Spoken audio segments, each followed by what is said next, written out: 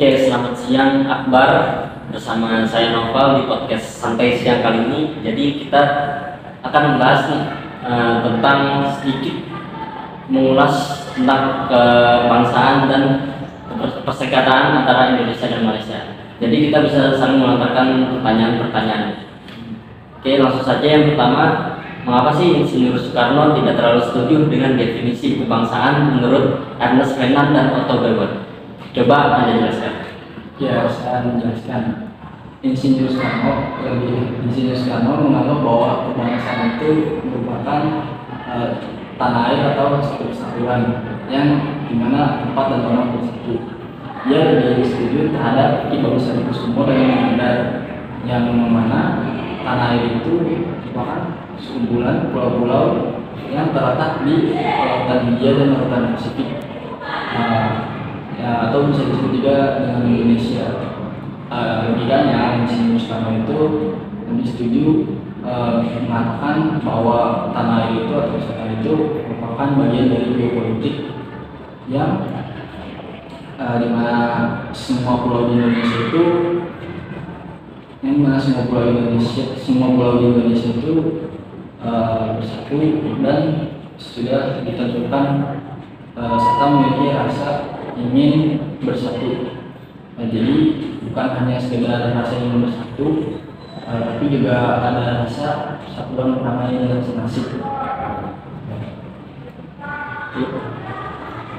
Ya, kan kita udah bahas tentang kebangsaan. Sekarang kita membahas tentang perserikatan wilayah Pulau Sipadan dan Bintan antara Indonesia dengan Malaysia. Jadi saya ingin menanyakan pertanyaan, apa yang Anda tahu tentang sengketa perseorangan Pulau Sipadan dan Bintan? Jadi gini, yang saya tahu tentang permasalahan tersebut, pada awalnya permasalahan ini terjadi tahun 1967 dan dipicu oleh dua negara, yaitu negara Indonesia dan Malaysia, untuk mengeklaim kedua wilayah pulau tersebut. Malaysia mengklaim bahwa Pulau Sipadan dan Bintan ini adalah wilayahnya karena berdasarkan sejarah dan keberadaan penduduk setempat. Sedangkan Indonesia juga mengklaim kedua wilayah tersebut karena sejarahnya juga dan letak geografis dari kedua pulau tersebut. Lalu apa sih perkembangan? Saya ingin mengetahui perkembangan dari persengketaan Pulau Sipadan dan Bintan. Bisa Anda jelaskan? Untuk perkembangannya, jadi di tahun 1998 untuk permasalahan persengketaan wilayah Pulau Sipadan dan Bintan ini dibawa ke Mahkamah Internasional. Jadi di Mahkamah Internasional ini Malaysia dan Indonesia saling mengajukan argumen mereka.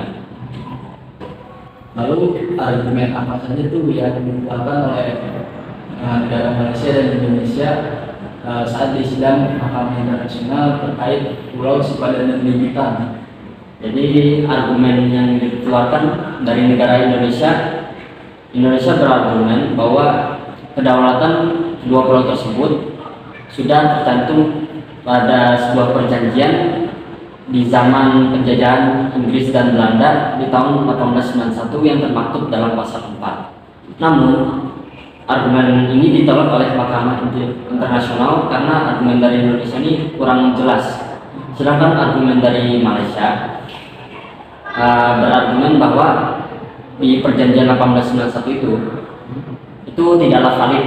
Jadi singkatnya, di tahun 2002 Mahkamah Internasional mengeluarkan keputusan bahwa kedua kedaulatan pulau tersebut adalah menjadi hak milik Malaysia. Malaysia menyetujui dengan keputusan tersebut, begitu juga dengan Indonesia. Bahkan delegasi Indonesia mengakui bahwa argumen dari negara Malaysia itu sangat kuat karena negeri jiran ini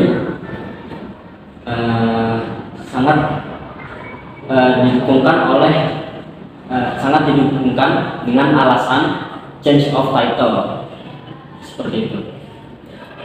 Oke, itu seputar tentang persengketaan wilayah sepadan dan Megitan. Dan saya masih bertanya-tanya, mengapa sih Malaysia sudah mendapatkan kedua wilayah tersebut selalu ingin mendapatkan wilayah baru? Contohnya wilayah Blok Hambalang. Bisakah Anda menjelaskannya? Oke, saya menjelaskan. Karena perbatasan wilayah tersebut sangat sulit untuk menetapkan wilayah tersebut sudah menjadi objek persengketaan perdagangan antara Indonesia dan Indonesia. Kedua negara tersebut pernah menjadi korban dari jajahan negara kolonialisme. Malaysia pernah diduduki oleh Inggris, sedangkan Indonesia pernah diduduki oleh Belanda. Jadi hal yang lumrah apabila kedua negara tersebut saling mengklaim bahwa batas wilayah tersebut merupakan wilayah negaranya. Dampak dari sekitar wilayah ini adalah Indonesia berada di tangan Belanda. Jadi persengketaan itu terjadi karena adanya perbedaan persepsi terkait perjanjian secara lama, seperti perjanjian pada tahun 1891 dan 1915 dan Traktat London. Terkait dengan Traktat London, mengapa negara seperti Indonesia dan Malaysia itu tidak berhak bertanggung jawab atas Traktat London? Bisakah Anda menjelaskannya? Ya, saya jelaskan. Karena ada yang namanya asas hukum internasional atau biasa disebut fakta gratis net caution. Asas ini menjelaskan bahwa pihak ketiga tidak ada keterkaitannya antara perjanjian dari pihak pertama dan pihak kedua. Di sini posisi Indonesia dan Malaysia adalah di pihak ketiga, sedangkan Inggris dan Belanda itu ada di pihak pertama dan kedua.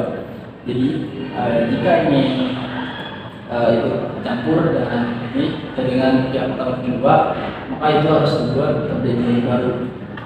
Dan juga dampak dari Traktat London ini adalah Indonesia berada di tangan Belanda. Oke.